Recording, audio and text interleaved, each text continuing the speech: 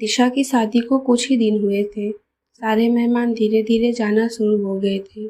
जब तक मेहमान थे तब तक तो सब कुछ ठीक चल रहा था, पर जब सारे मेहमान चले गए तब एक दिन दिशा अपने पति के साथ छत पर बैठी थी और तभी उसकी सास आ गई और कहने लगी, बहू यह तुम्हारा ससुराल है, यहाँ पति के साथ सबके सामने हमारे यहाँ कोई नहीं बैठता। दिशा को बड़ा अजीब लगा कि अपने पति के साथ ही तो बैठी हूँ। उसे लगा जैसे उसने कोई जुल्म कर दिया। अब तो रोज सास का टोकना शुरू हो गया। अपनी तरफ से दिशा कोई शिकायत का मौका नहीं देती थी, फिर भी उसकी सास कभी दिशा को पल्ला ठीक करने के लिए कहती, कभी दिशा चार औरतों के बीच आके बैठ जाती तो उसकी सास उसे घूरने लगती और तब तक घूरती जब तक दिशा वहाँ से उठकर किचन में न चली जाती। दिशा का कोई भी काम उसकी सास को पसंद नहीं आता। दिशा कितना भी अच्छा काम कर ले लेकिन उसकी सास कोई ना कोई कमी निकाल ही देती। हद तो तब हो गई जब सास दिशा के आने जाने पे भी टोकने लगी, इधर मत खड़े रहो, उधर मत देखो, कोई देख लेगा तो क्या बोलेगा।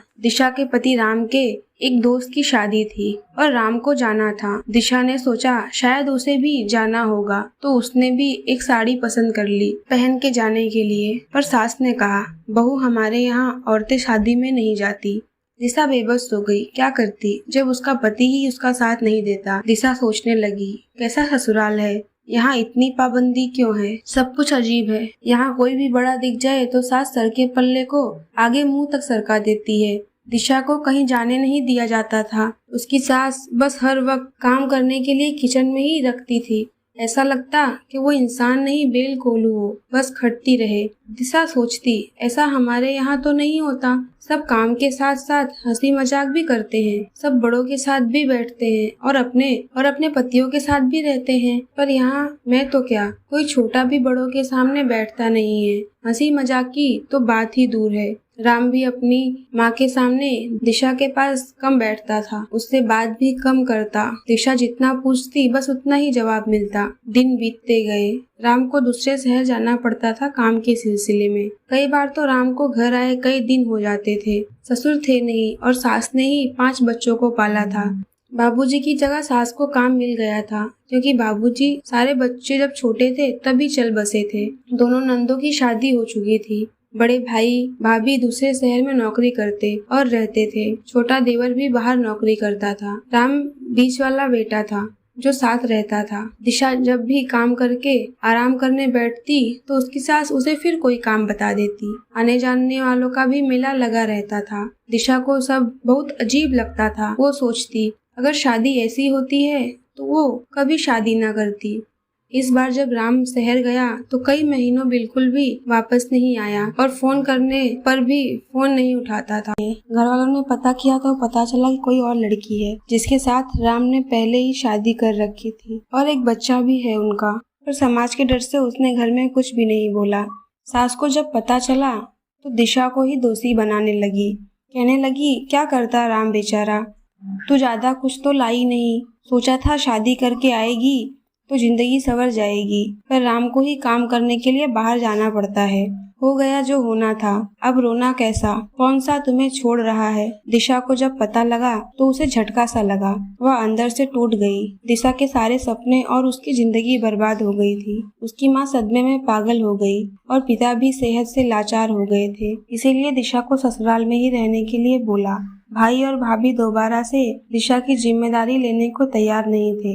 सबने अपना अपना पल्ला झाड़ लिया। दिशा सोच रही थी कि आज क्या मेरे मायके जाने पर भी रोक लग गई, वह मेरा घर नहीं था क्या, क्योंकि दिशा 12वीं कक्षा तक ही पढ़ी थी, इसलिए नौकरी भी नहीं कर सकती थी।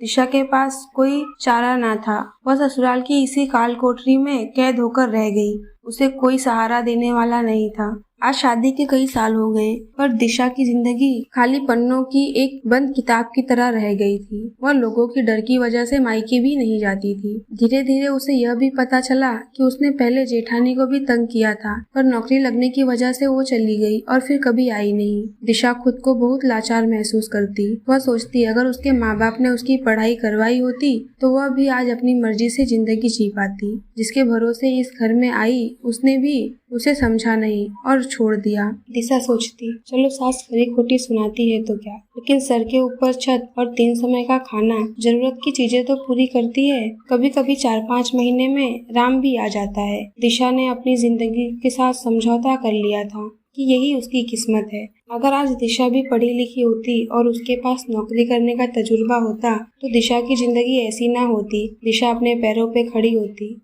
दिशा जैसी कितनी ही लड़कियां आज समाज में घिनौनी कुरीतियों का शिकार हो जाती हैं और दहेज ना मिलने पर ससुराल और मायके दोनों दुश्मन बन जाते हैं।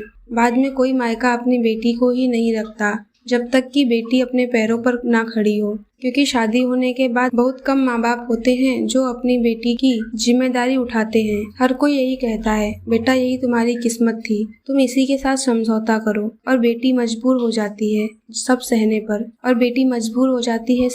पर। पर किसी तजुर्बे के अभाव में बेटी के लिए मुश्किल हो जाता है, कोई उसे अपनाता नहीं है। इसीलिए साक्षरता का तभी महत्व है जब बेटियों को पढ़ाई लिखाई के साथ उनके खुद के पैरों पे खड़ा होना भी सिखाएं और ऐसे वक्त में अपनी बेटी बहन का साथ दें, उनको अकेले ना छोड़ें। आशा करती हूँ आप मेरी बात से सहमत होंगे।